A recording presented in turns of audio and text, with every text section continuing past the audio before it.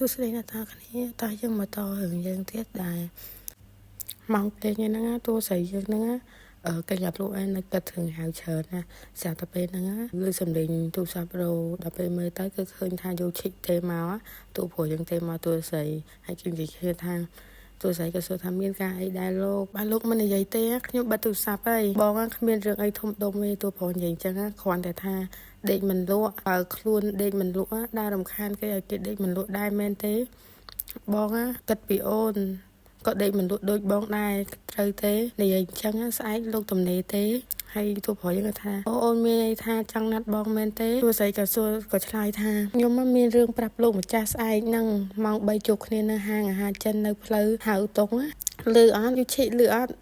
ទូស្រីនិយាយប៉ុណ្្នឹងហើយបើទូរស័ព្ទទៅនិយាយរួមមកអៀនគេដែរហ្នឹងទេតែណាត់កូនប្រុសគេអញ្ចឹងណាលើគួយគ្រប់មុខគ្រប់អីអញ្ចឹងណាអ្នកទាំងអស់គ្នាយកគិតក្នុងចិត្តថាខ្ញុំនៅមានអារម្មណ៍ថាមិនហ៊ានឲ្យគាត់សាឡបងបើកបេះដូងម្ដងខ្ញុំទៀតសោះខ្លាចឈឺចាប់ដូចការតងហ្វាងអ្នកទាំងអស់គ្នាក៏ប៉ុន្តែនៅទូស្រីយើងដែរហ្នឹងហើយសុកគាត់ថាមុខខ្លួនឯងឡើងកណ្ដៅហើយបើបែបនេះញ៉ាំច្រើនពេកដឹងតិចកូនភ្ញាក់កូនអីអញ្ចឹងអ្នកទាំងអស់គ្នានិយាយរួមមកគេនឹងរៀងអៀនដែរអៀនខ្លាំងមែនតើគេមួយកូនសោះហ្នឹងឥឡូវយើងមកមើលស្អែកឡើងនៅអាគារហៅតុងផ្លូវហៅតុងគេហ្នឹងណាហើយទូប្រុសក៏និយាយថាដីនៅសៀយ៉ាងនោះតែងចិត្តរួចហើយយកឯកសារនេះឲ្យអ្នកមានឈ្មោះនៅក្រោមនេះពិនិត្យទៅបន្ទាប់ពីពិនិត្យរួចហើយពួកគេមកប្រជុំនៅសាលធំបាទលោកបងឈីនិយាយរួមទូប្រុសគឺនៅក្នុងការិយាល័យគេអាគារមួយអាគារក្រុមហ៊ុនគេអ្នកទាំងអស់គ្នាហើយលេខារបស់ទូប្រុសហ្នឹងឈីហេតុអីមកវិញមានបញ្ហាមែនសង្សឹកនៅក្រោមប្រាប់ថាលោកស៊ូមកចាំបងខាងក្រោមហើយប្រាប់ថាបងឲ្យទៅជួបគេមកដល់ហើយឆាប់នាំគេឡើងមកលើមកអញ្ចឹងទៀងម៉ោងរបស់គេ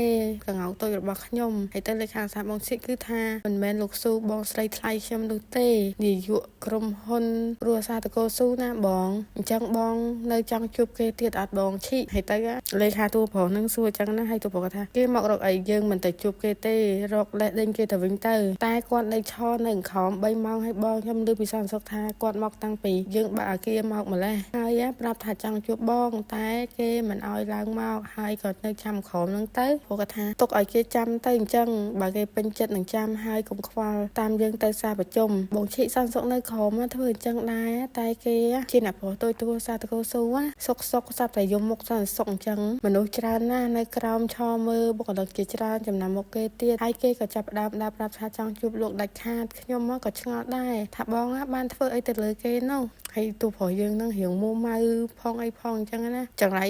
ចិត្ត10ម៉ោងទៅហើយយើងត្រូវទៅជួបកងោកតូចក្នុងពេលបន្តិចទៀតនេះបើគេឃើញមុខស៊ីននេះនោះកងោកតូចនឹងមិនណាត់ជួបខ្ញុំទៀតទេទូប្រុសនឹងនឹកឃើញតែទូស្រីអ្នកទាំងគ្នាហើយគាត់ថាយ៉ាងវិញទៀតគេមកដើម្បីរកជំនួយពីខ្ញុំប៉ុណ្ណោះគេមកសុំជំនួយពីខ្ញុំអញ្ចឹងគេមិនហ៊ានបន្តបញ្ហានោះទេឲ្យគេស្គាល់រសជាតិផ្អែមសិនក៏បានចាំច្បាច់កគេឲ្យស្ដាប់ដូចកង្កែបអញ្ចឹងចាំមើលទៅគួរចាប់អារម្មណ៍ណាស់ដែរឯងទៅក្រោមហើយទៅប្រាប់ថាយើងជាប់ប្រជុំមិនអាចជួបគេបានទេពេលនេះហើយឲ្យនាមមកបានយើងទៅគេប្រាប់ថាបើមានបញ្ហាអីលំបាកគេអាចតាក់ទងមកលេខផ្ទាល់ខ្លួនបានហើយកុំឆ្លេឆ្លាតដូចមន់អញ្ចឹងនោះវាអត់ល្អទេបានបង